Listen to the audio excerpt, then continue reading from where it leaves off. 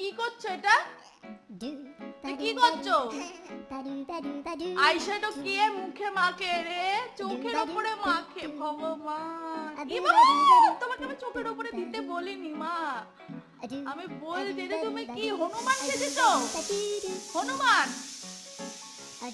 এই একটা আইশ্যাডো আমি কসমেটিকের দোকান থেকে কিনেছিলাম। এই আইশ্যাডোটাকে নিয়ে পুরো একদম 12টা বাজিয়ে দিল।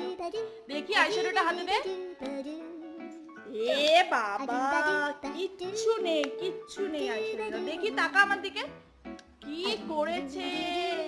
কি কেন করেছিস এরকম?